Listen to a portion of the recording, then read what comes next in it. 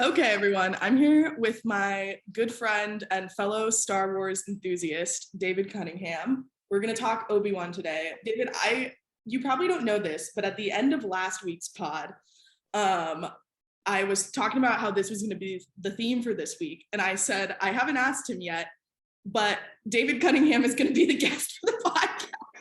And I, in fact, did not ask you until last night, and we're recording this Sunday. So I asked you Saturday night, which was like a week after recording last week's pod. But I'm happy you're here. Yeah, no, I appreciate. I don't even know what I was doing last night, and I get a text like, "Do you want to do a podcast?" I'm like, "Talking Star Wars with Emily? Of course." So dude, what a awesome, crazy season of television, and I'm glad we get to talk Star Wars, do what we love. Definitely. Which, before we get into this season specifically, let's talk a little context, which is, first, you and I spent the whole season texting each other instant reactions. We were often the first people in our friend groups to have watched the episode. So there's that bit. But then also, I want you to tell everyone a little bit, like, how did you get into Star Wars? What all of canon consumed? Because obviously everyone has like different levels, but like, what's yours? Star Wars fan story? My Star Wars fan story, my parents showed it to me when I was little, and I fell in love with it. It was probably something along the lines of between that and like after I'd seen it. First of all, I remember watching A New Hope with my family, with my cousin. And my cousin's same age as me, and when Vader comes out, Vader comes out, at the very beginning, stormtroopers like clear the hallway, Vader comes out, and like I remember I was so scared I went and hid behind the couch. Like that was my first Star Wars impression. And then of course, like I had minifigures and Legos and everything growing up. My brother, he just graduated high school. So what, a 5-year difference. Before he was 5, he had seen all the Star Wars movies. He saw Revenge of the Sith, which was like, at the time, like that was like the scariest movie at the time, like PG-13. He saw that before he was like 4 years old. Like, so our family, just huge Star Wars fans. We always, when we have like family dinner, the running joke is we can't go like one meal together without somebody bringing up Star Wars. That's just the way it goes. So I'm a huge Star Wars fan. What I want to do is something I think I talked a little bit about, I don't know, a while ago, maybe it was last summer. But I want to get more into the novels and stuff, because I've watched all the TV shows. I've obviously seen all the movies and stuff. But like the books are so good. And like I've read, like, from a certain point of view, some of those short stories, and they're so intriguing. And I had heard somebody the other day talking about the Master and Apprentice novel.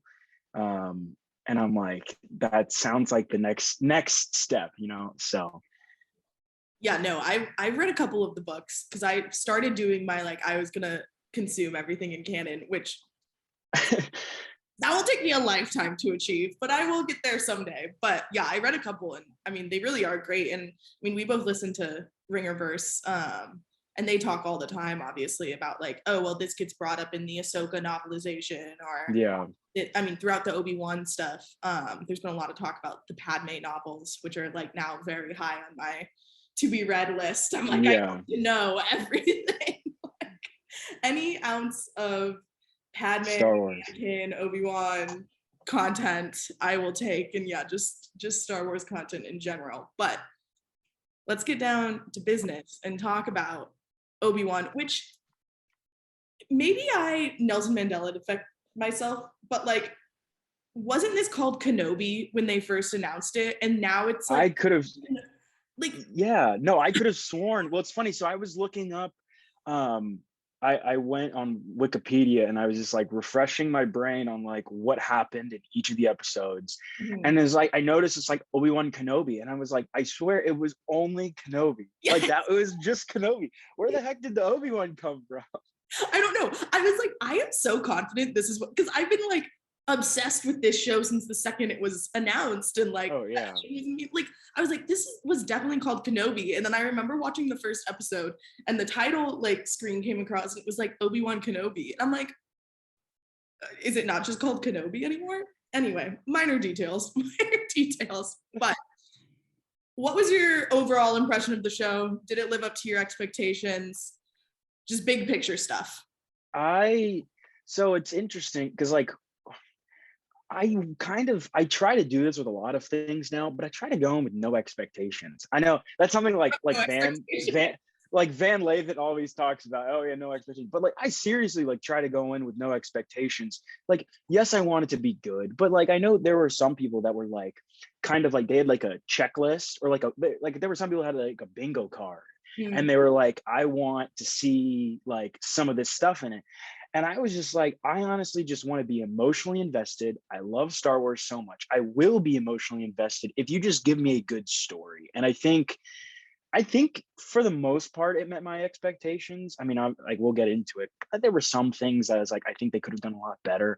But I think overall, like, they tied everything in together well within canon pretty well.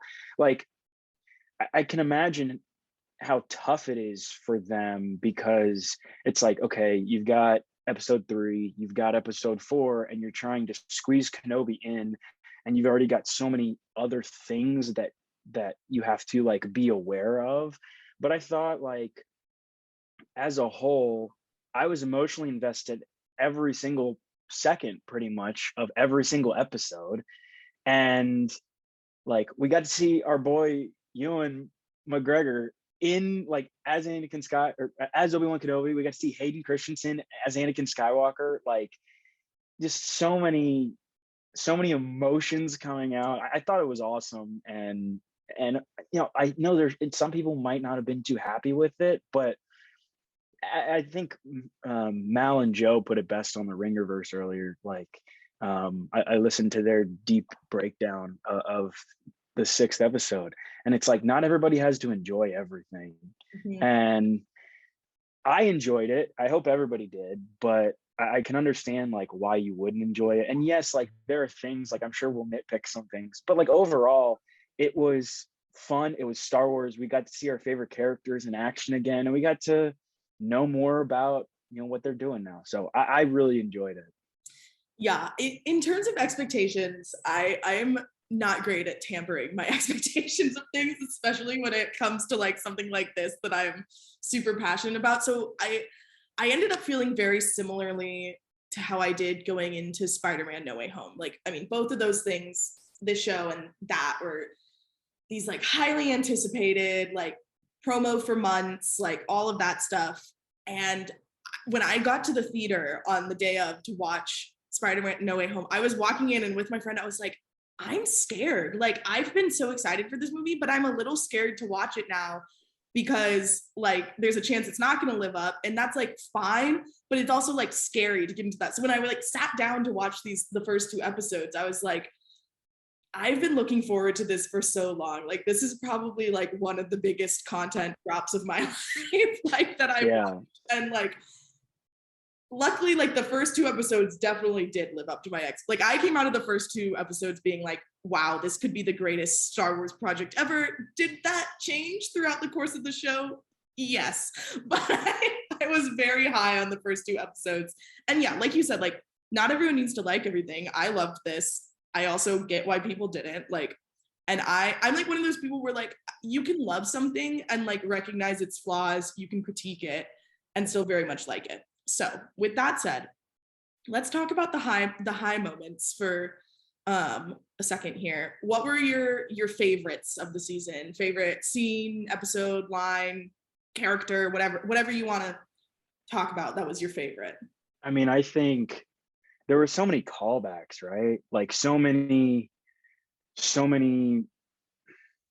just like obviously consumed so much Star Wars media before, so we understand all these references, and there were so many references in there. I think my favorite, I wrote this down, my favorite line, and I think it might be the most impactful line, to me at least, is when Obi-Wan tells Vader, the second duel, he says, "Then my friend is truly dead." That was like, that to me, that was like, hold on, like, stop, like, you know, wow, like that, because it's kind of like an end of an era, you know, like for so long we didn't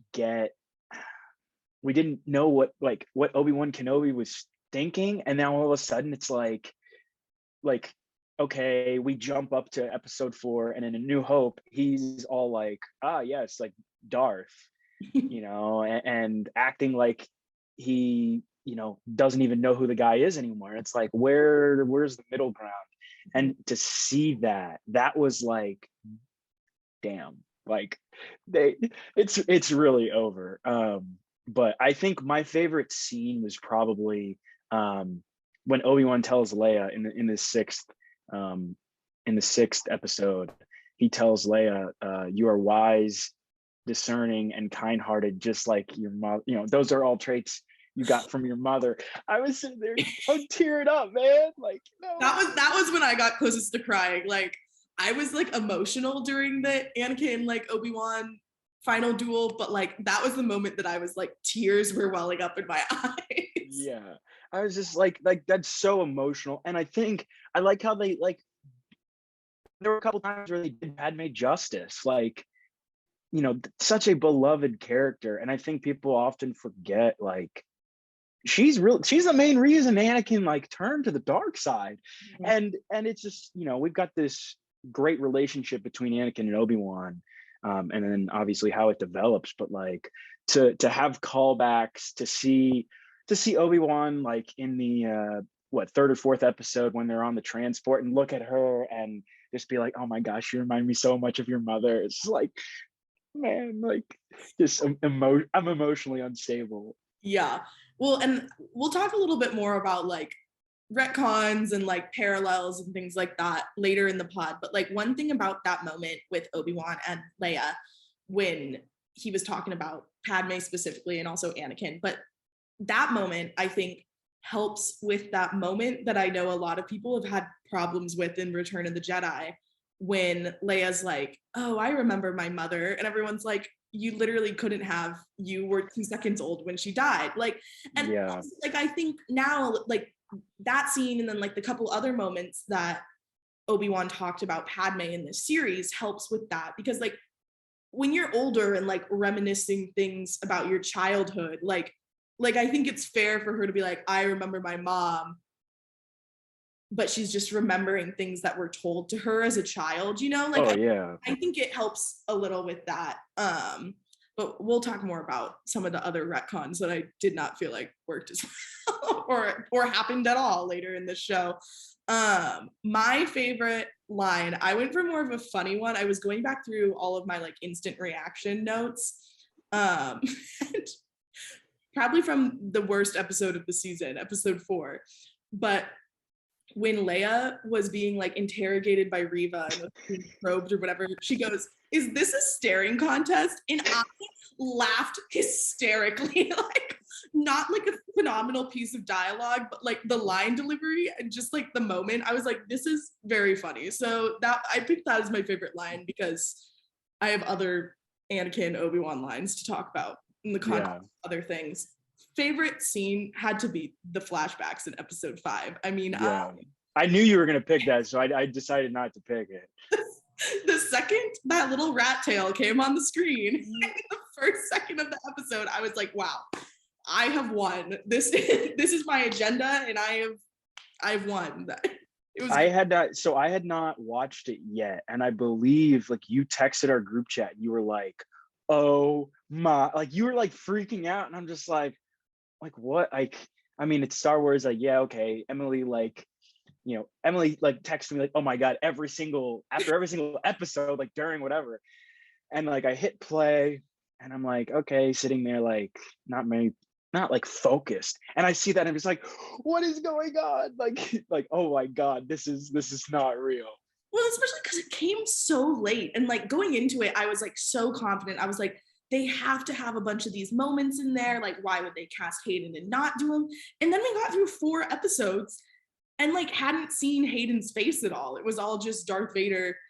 I mean, I guess we had seen like Darth Vader without his helmet, which I don't really count as Hayden, even though it was Yeah. him just in prosthetics. Like, so like we came out of episode 4 and I was like, maybe I'm not going to get that. And that will be heartbreaking for me. And I will be very upset. And then we did. And it was just, what could have been better? Like, okay, actually, what could have been better is if Ahsoka had showed up at the end of that scene. Oh my goodness. I would have, yeah. But just like that is, I like that.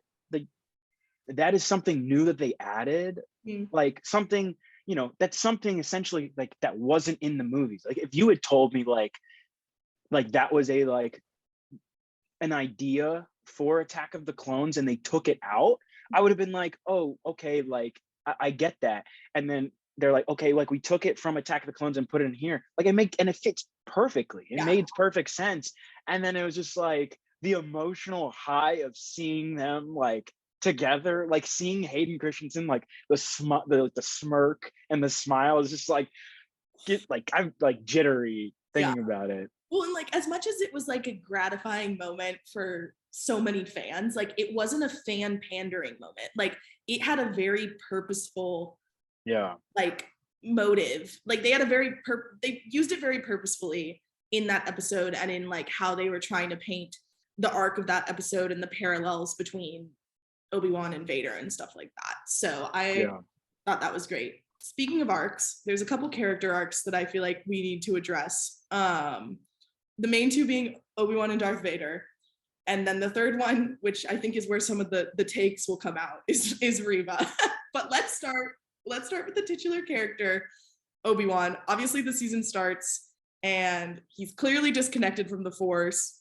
Doesn't really have seem like he wants to be reconnected to it. He's just out there hacking off meat in the middle of the desert that must smell horrible and like trying to he's not showering, I tell you that. Not showering. He must smell. He's sticking the little meat things for his animal in the coat. He's still dressed exactly like a Jedi though, which whatever. I guess everyone dresses that way, though not really. But what did you kind of think of like the progression of where we started with Obi-Wan, where we kind of end up, where obviously he's reconnected with the Force at the end. We see him get to meet Qui-Gon, Force Ghost Qui-Gon, which was a phenomenal moment. But did you think it was believable? What were kind of like some of the highs and lows of that for you? And how did you think Ewan did? I thought it worked really well. Like I think a lot of us were kind of, like obviously we know Obi-Wan Kenobi is a hermit. He's living in the middle of nowhere in Tatooine. Like, but to see him basically, he's lost everything. Like he lost his family. We got a little bit more background. Like he talked about how like he thought he had a brother. He got taken from his family when he was really young. Well, he doesn't have that family, and he lost the Jedi. Like not to count like, what happened to Anakin. Like you can count Duchess Satine if you want. Like there's so many like different heartbreaks, and now he like Qui-Gon, he's all alone, middle of the desert, and he's basically just on a mission, and he's trying to outlive and make sure like Luke can grow up fine. And to see basically him have like no emotion, he's very like kind of like straight faced, just like, I like the Jedi we meet in the first episode who dies. He comes up to Obi-Wan and like, you were a general, you were a master, you were high council, you were up there. And he's basically, doesn't matter anymore. Like, why the heck should I care? Mm-hmm. And to see him go from that to like his relationship with Leia, which I thought they did I thought they did that really, really well. To like just having emotion, Jedi are told they're not allowed to have attachments. And like in the 6th episode, when he's buried under large pile of rocks, the one thing he thinks of are Leia and Luke. That's how he gets out of it. And it's just like, he went from somebody who really didn't have anything to care about to somebody who has everything to care about, even if it's not necessarily like he's living his best life. And at the end, he is living his best life for what it seems. So I liked it. I thought they did him really, really well. And to go through and see him like reconnecting with the Force physically, I thought that was a job well done. And I think they made him really OP in the final battle against Vader. Like the whole like lifting rock scene was like, this is the same guy who like, in episode 3 was like swinging for his life. Like, no way. But I thought they did it well. Yeah. Yeah.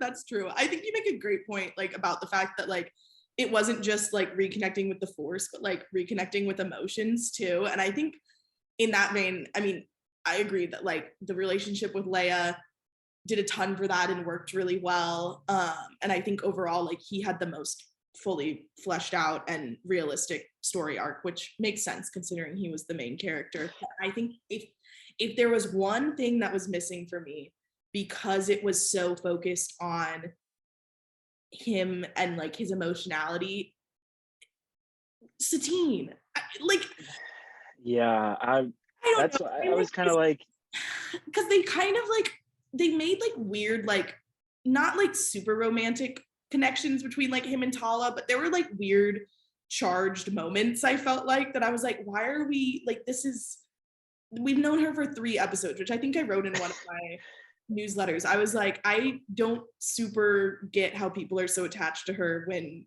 we haven't really known her for very long. But I was like, even if there had just been a verbal mention, like I didn't need them to cast someone and do some flashback, but like, even if like in one of his conversations with Leia, he had been like, I loved someone once, or like what, like, like something along those lines, I think would have tied into the fact that he was having this emotional journey and that like she was part of it. Yeah, she was part of it. And like when she was alive, he like never really got to express that emotion. And now he's learning that expressing his emotion is good. Yeah. Force and is good. So like I would say like that was like the one thing where I was like, we couldn't have gotten like a snippet of this, but like I don't know. I get that like they have to make sure that fans who aren't watching understand.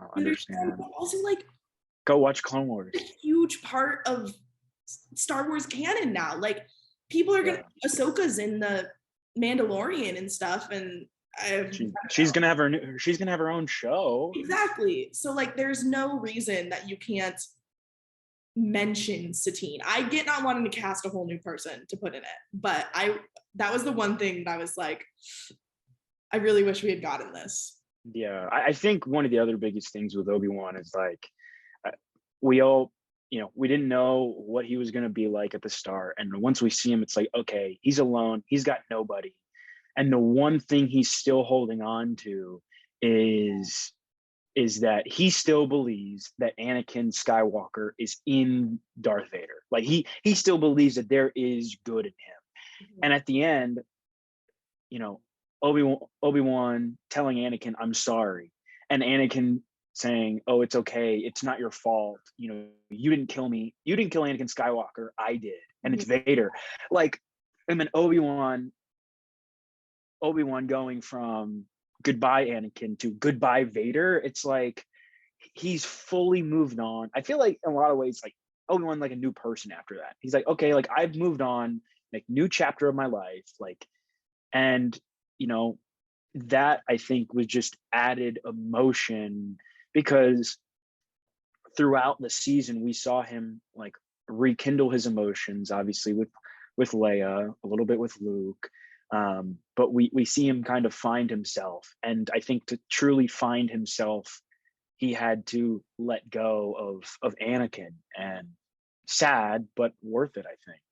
Yeah, well, and I'm glad you brought the name thing up because that was something that I noted, maybe just internally. I don't know if I actually wrote it down anywhere, but like going into that fight, like right before the fight, Darth Vader says, we have to follow Kenobi, calls him by his last name, whatever. And coming into it, Obi-Wan's obviously like, oh, Anakin's still in there, whatever. But when they leave, like you just mentioned, Obi-Wan calls him Darth, which is like the weird callback to the fact that in A New Hope he calls him Darth, which is not actually his name, is just like a title. So it's like really weird. It'd be like calling like, it's like calling someone sir, I guess. Like, I don't know, it feels weird. Anyway, but then like oppositely, as Obi-Wan is walking away, Vader calls out Obi-Wan, Obi-Wan. So like it's like this weird like flip-flop of like, I don't know, they're just going, I just thought that was interesting. I don't know if you caught that, the change in kind of how they were. I didn't notice Vader, but that like what Vader had said. But yeah, I mean, like that, like first of all, that battle was emotionally like I'm emotionally scarred from that. But like just to see Obi-Wan like put it behind him, like he basically had to go, like, he had to go beat his best friend again. like he already beat him once and he like left him, and then like 10 years later he's got to go do it again. And it's like all these emotions come flooding back, and like I thought overall like that was kind of the very end piece to Obi-Wan's like emotional arc in this episode, like in the entire season. Yeah.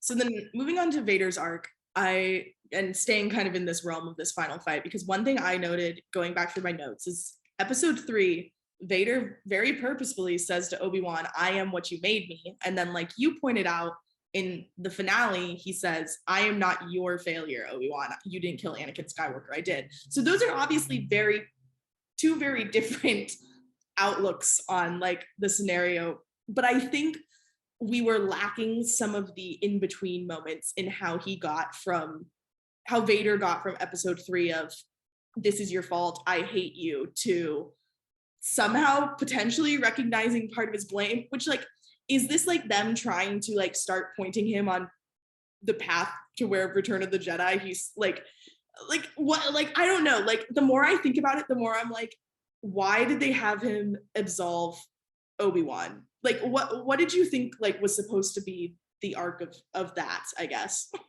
Yeah, I don't, it's tough because I think outside of, and we'll get to Reva in a sec, but like outside of Obi-Wan, I think, you know, those are the 3 main characters, Obi-Wan, Darth Vader, and Reva, not counting obviously Leia. Yeah.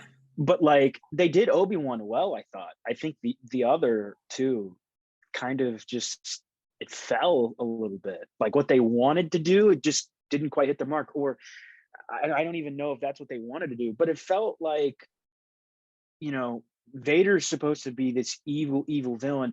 And yes, kind of like the callback in Rebels where, you know, where Ahsoka and Vader have their duel, where Obi-Wan and Vader have this duel, you know, we see Anakin come out a little bit, but it seems like he's like, obviously he's clearly emotionally damaged, but it felt like we didn't get to see kind of like him going, like what his thought process, what he's going through in his own head.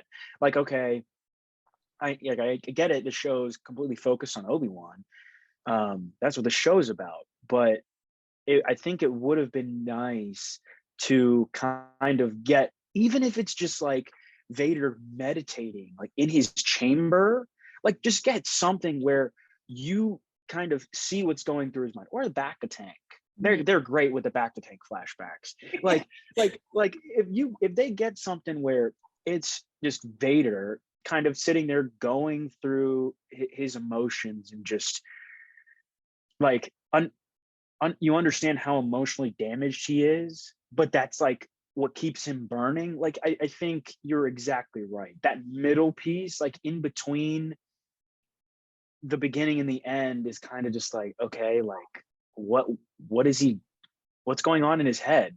And I think we'll talk about with Reva, but I think that's kind of like the same thing. And obviously that's a character we don't know, but or weren't familiar with prior to this, but I guess the main thing is Vader's still like a badass villain. Like he's still, you know, I don't even he's an OP villain. I think this absolutely shows that we need Hayden Christensen in a Vader solo show, like him just like a movie. I want to oh be that too a Vader movie. Let's move on to Reva though, because I think this has been a big trigger point for a lot of people watching this show. And I want to preface everything we're about to say about Reva is about Reva the character. It's not about Moses Ingram, who I think did a great job with what she was given. The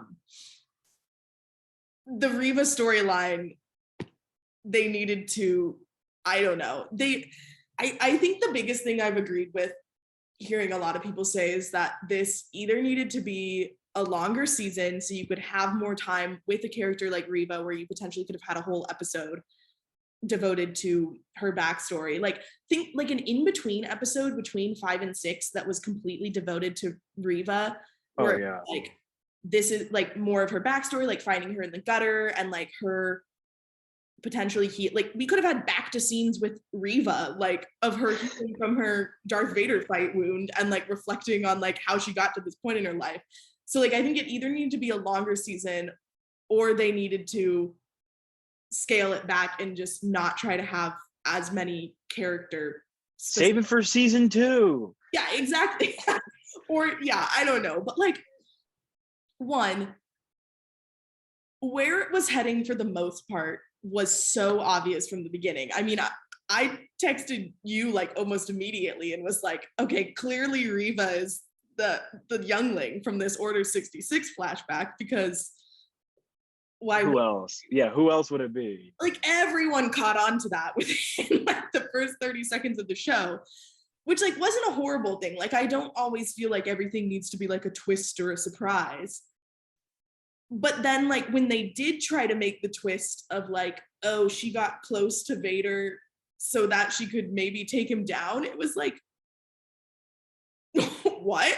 Like that was not satisfying at all, at least in my opinion, and like didn't make a lot of sense contextually, like at least not from what they had given us. But like, what were your thoughts on Reva's arc? First of all, I thought Moses Ingram was awesome. Like she played the role well, but as you were talking about, like just the writing of the character. Okay, so we know, like obviously Vader doesn't die until Return of the Jedi. So like even if she is trying to kill him, we know it's not going to happen. Yeah. So but yeah, I think it's kind of it's a new character, so I think it's a bit more difficult than Anakin Vader, obviously, because we know where Anakin Vader is at the Revenge of the Sith, and we know where he is at the beginning, Rogue One, even New Hope. We know that. We just had to kind of fill in the gaps and fill in his emotional relationship with Obi-Wan and everything. With this, it's like a new character. Okay, so we see Reva at the beginning, Order 66. Okay, so that's her beginning. And at the end, you know, we got her, which I didn't think it was a very good way to end her character. Like she didn't have to, I mean, I guess she did a little bit, sitting down and having like a 2-second chat with Obi-Wan. And he's basically like, oh no, pat on the back. Like, it's okay. Like, you know, you did the right thing. Like she didn't, like, you got to punish her, you know, like she didn't really, I don't think, feel much remorse, or if she did, it was because the whole middle is just missing. And I think you're absolutely right. Like if they had given her maybe not even an entire episode, but just like give her like a solid like 5 to 10 minutes in one episode, where like you get a flashback and you understand, kind of like Book of Boba Fett. I think that's actually like a good comparison, where we got flashbacks to everything that happened to Boba Fett with like the Tusken Raiders. Yeah. Like, you know, like if you give us 5 to 10 minutes of flashbacks every like 1 or 2 episodes, and you understand, okay, Reva got from point A to point B, and here's how, and here's what she's feeling, I think it'd be great. But I don't think, and I don't know what your thought is, but like I never had really an emotional investment in Reva. No. Like I think everybody's sitting there going, why is she on my screen? Can we get more Vader? Yeah. Like, can we get more Obi-Wan?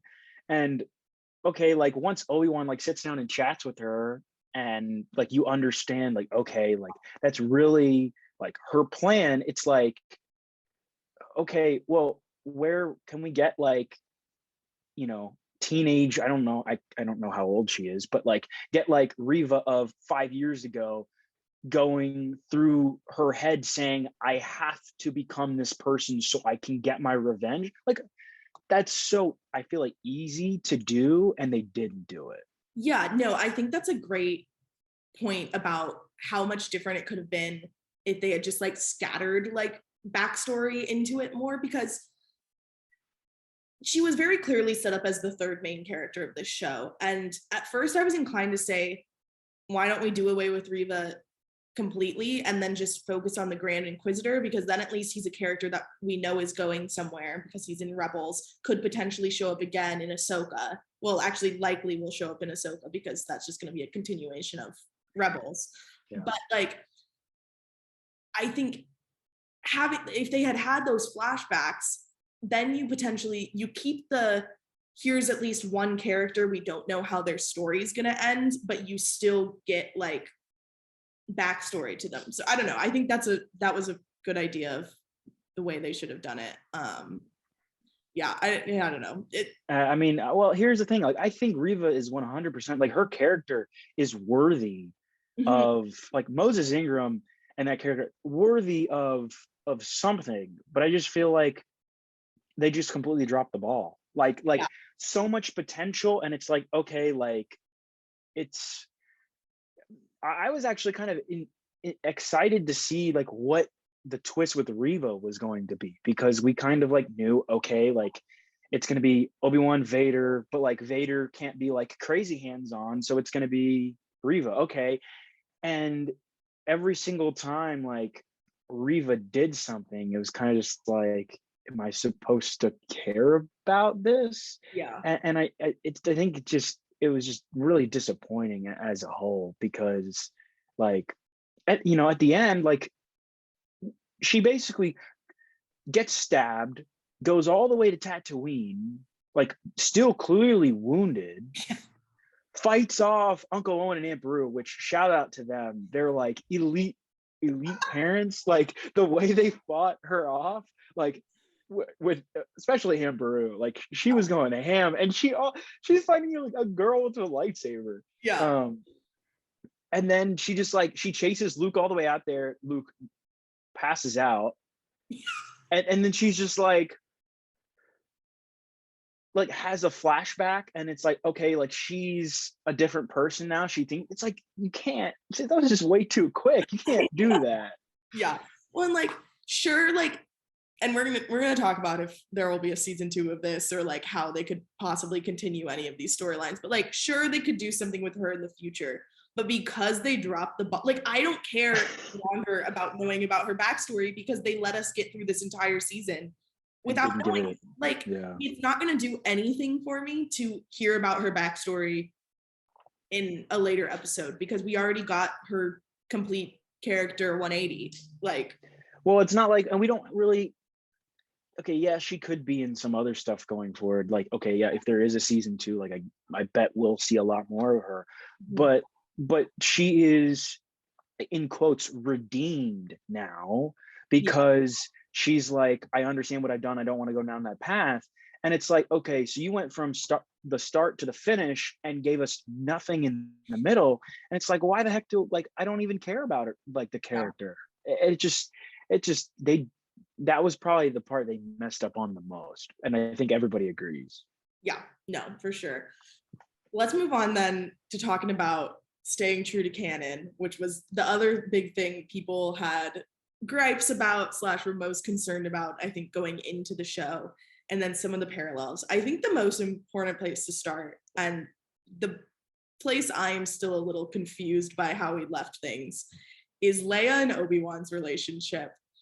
And the fact that when A New Hope comes around, she doesn't seem to know who he is, really. Like, I mean, like, when she does the help me over Obi-Wan Kenobi, you're my only hope, she's like, you fought with my father in the Clone Wars. Doesn't mention at all the fact that they knew each other. And then, like, the even bigger thing that everyone's talking about is the fact that when he dies, she has no reaction to it. Like Luke is like devastated, and she's like, "Yep, oh well." And Luke like barely knows him. So Yeah. I could have bought it. Like I said in my episode 5 newsletter, I could have bought it if they had left it where she thought that Obi-Wan had died. Would that have been horribly sad for everyone watching? Yes. But then at least it would be reasonable for her to potentially be like, I don't know who this man is, especially because he looks entirely different when they encounter each other in A New Hope. But instead, they have this really sweet and touching moment back on Alderaan. And like, I don't know, like, what did you think about how they potentially retconned that / didn't really, and like where it leaves us with canon in that regard? Well, I think I loved one of the reasons, like, so one of my favorite parts of the season was episode 2, where we got to see like Leia like go from trusting everybody, okay, then she gets kidnapped, to trusting nobody, and then she has to trust Obi-Wan, and Obi-Wan goes from trusting nobody to, okay, let me, like, I got to trust this little girl, you know. Yeah. And like to see their relationship form, it's so wholesome. But yeah, I actually didn't even think about the Leia reaction on the Death Star, because obviously like Luke shouts out like no, and Leia just like come on, like we got to get on the ship. like where's the emotion? Yeah, I don't know. And it kind of stinks, because like one of my favorite parts was, as I said earlier, like Obi-Wan telling Leia, like, you remind me of Padme, and like you have, you know, like this is what your mother passed down to you. I don't know. I think it's tough because, again, like they're filling in the gaps, but I think like making it, also they had to return Lola. Like I guess that's the answer. Like why did they, for the retcon, they had to let Obi-Wan give her Lola back? Like Clearly they have mail. He couldn't have shipped it to her. also the fact that Obi-Wan, and I love Ben Lindbergh for going in on this, the fact that Obi-Wan just like said, all right, I'm just gonna fly from Tatooine to Alderaan in the same ship I left with. Yeah. When Vader's searching for, okay, I'm just gonna fly there, land on a, like, yeah. But I don't know, the whole Leia arc, I liked the way the relationship left, outside for the fact that it's like, why is she not more emotionally attached? Yeah. Like it makes sense that like Obi-Wan is who she's going to call in a time of need, obviously, like, and I can understand even like her not mentioning like you came and saved my life, because you know at the end of him talking with her on the platform on Alderaan, he's like, Yeah. you know, please, like, basically make sure nobody knows about this, like keep it a secret. It's like, okay, but then like he just dies and Leia has no reaction. Yeah. The only reaction is like, I'm gonna have a kid and then name it after him. Yeah, that's like the only part I like can't buy, which that makes me worried. We know they're not like that Lucasfilm and Disney is not averse to going back and changing things, like, and I really hope we don't get like some edited version of A New Hope where they make like Carrie, like they reenact like Carrie Fisher and make her like scream or something like that, because then it just ruins it. It's like you should have figured out a way to work around that moment. I hope they don't, but I also honestly don't think it would be out of the question for them. I hope not either. I do believe though, Leia is 1000% Obi-Wan's favorite. He, like, when it comes to Luke and Leia, like after spending all this time with Leia, like it makes it interesting when, you know, he's watching Luke from afar, and like Luke is a teenager when he finally like actually meets Obi-Wan and they finally have their first relationship. Dude, Leia was 10 out here like saving Obi-Wan's butt. Mm-hmm. And yeah, I don't know, that whole part is just the whole like emotion, like she should have some emotional connection, especially because Luke doesn't just like, in A New Hope, Luke doesn't just scream. He gets on the ship and then spends like 10 minutes sulking about it. Yeah, And just Leia's just totally like, get mad. on with your life, dude. Like, come on. You've known him for a week. Like, let's get over it. I get this is the most exciting thing that's ever happened to you, but yeah.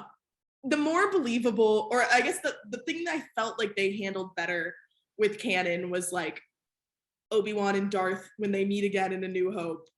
Like Obi-Wan's like, I haven't sensed that presence since, and Vader makes some comment. And I think as of where we left it right now, that is still all believable. I think if they do a season 2 and Vader is in it again, which I can't imagine he wouldn't be, then we potentially get into some dicey territory of like, It's like, how many times are you going to square them off and make them walk away from each other? exactly. So like, I don't know. I think there are ways they could do a season 2 and have both of those characters still involved, but potentially not meet. Would it suck maybe a little bit to have them just not continually meeting because it's cool every time they do? Yes, but for like canon's sake and like the sake of it being realistic, I think I can deal with them somehow not crossing paths as long as they make it believable. If they end up making a season 2, which it would not surprise me if they do, it's going to be like Dave Filoni walking a tightrope in Clone Wars, where Anakin and General Grievous can't meet until Revenge of the Sith. Like, that's what it's going to be like. It's going to be like Obi-Wan and Vader are going to be like so close, and then you're just going to be like, oh no, something happened. Like, you can't go see him. Yeah. Like that's like just the way it's going to go. I don't know. I thought it worked really well. Mhm. I haven't sensed that presence since such an open line. Yeah. But seeing Obi-Wan, like we talked about earlier, mentally click and go, he's Darth Vader now. Like, that's who he is. And I think the whole, I told you before we got on that I had gone back and watched some Obi-Wan Luke moments, and like listening to him tell Luke about in Return of the Jedi when he's on Dagobah and shows up as a Force ghost, telling him like he's more machine than man now. Like, he's just completely lost everything for Darth Vader. And now I also have this question, like, Obi-Wan tells Luke, you cannot escape your destiny. You must face Darth Vader again. And it made me think, like, maybe Obi-Wan like saw that as his destiny, like in the show, when they're all like sitting there, trying to get out, and he's like, that's what I got to do, Yeah. and Roken's like, come on, man, like, I got to fix the hyperdrive. Like, what are you doing? You can't leave now. We just saved you. And he's like, if he had said like, it's my destiny, I would have been like, oh, I know that, like, Yeah. so I thought, I went back and watched, and I thought that was interesting. But I think they tied that whole thing really well together. Again, I wish would have gotten more from Vader, because like hearing, and I'm sure you probably saw this on social media at some point, the Obi-Wan saying, well, then my friend is truly dead. And then Luke in Return of the Jedi saying, well, then my father's truly dead. And then like that moment where Vader's just like by himself for like a minute, like he's just like sulking, like what in the world's going on? Like, I think more emotion from his part would have been nice. But yeah, I thought they did well. Yeah. Okay, let's hit a couple parallels then real quick. I didn't write this one down, but you might have already been thinking of it, and it's one that a lot of people have talked about, is the whole parallel with twin sons, and then also Vader and Luke's meeting in Return of the Jedi, where it's two different halves of Vader's face that get revealed. Like, what is it?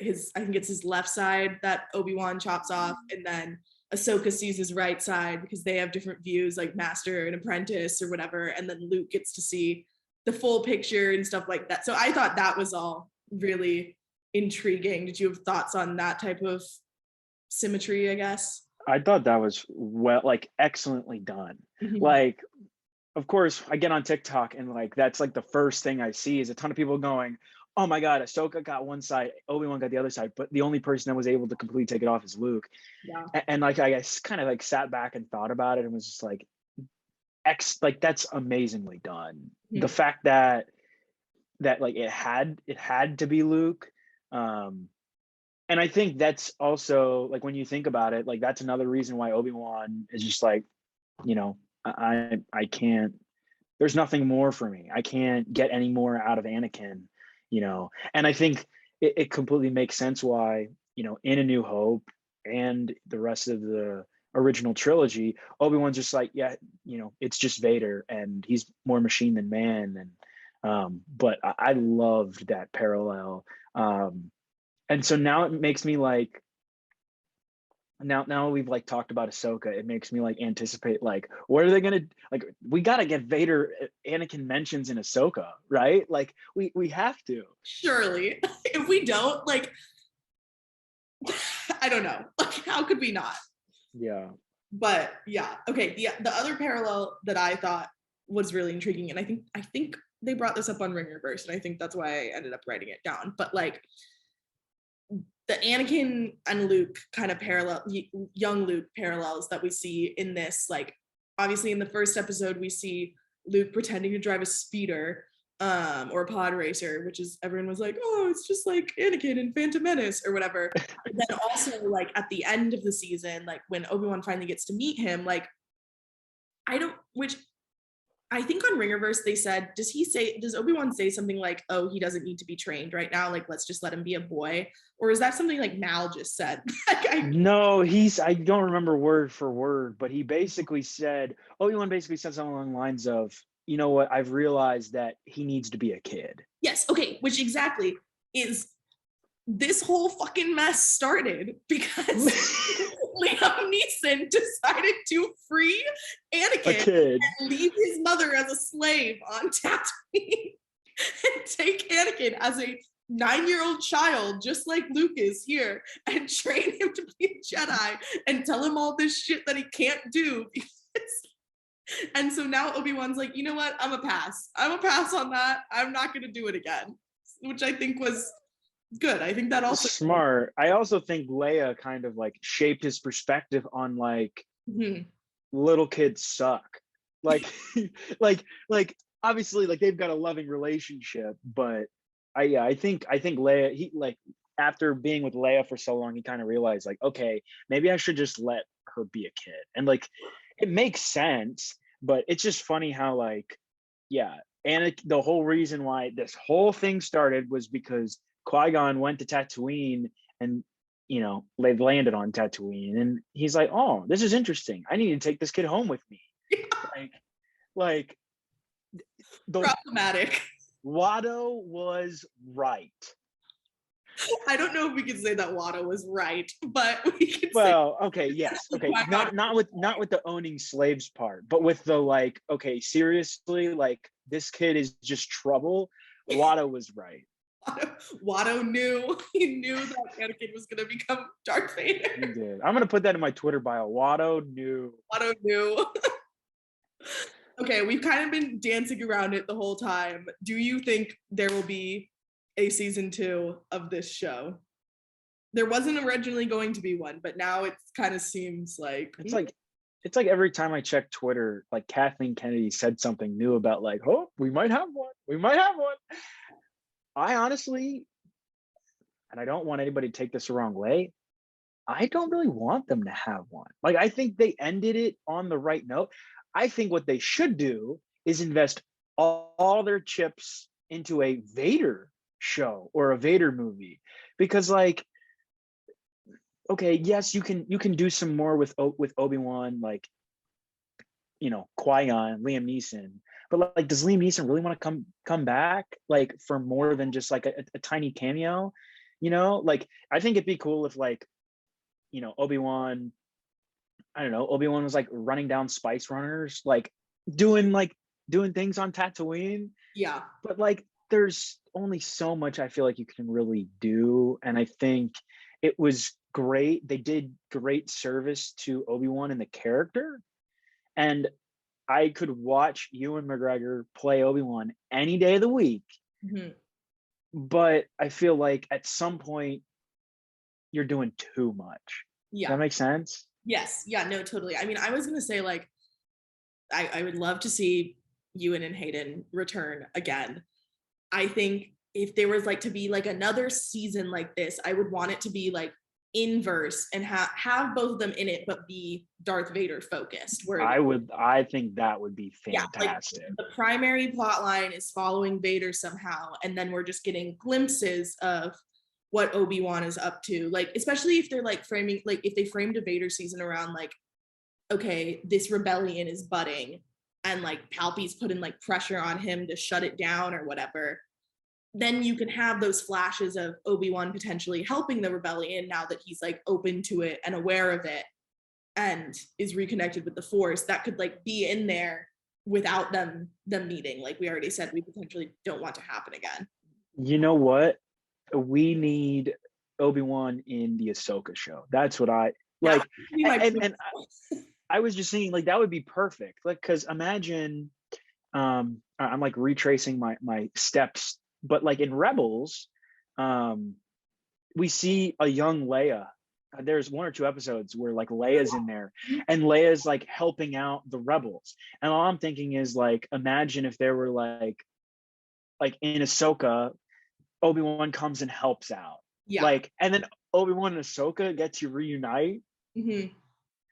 But yeah, I think it, like, of course I would 1000% watch another season of Obi-Wan, but I think like if you invest your resources in something else where there is a story that has yet to be discovered, and instead of, okay, there's a story we might be trying to force, I think it might be better.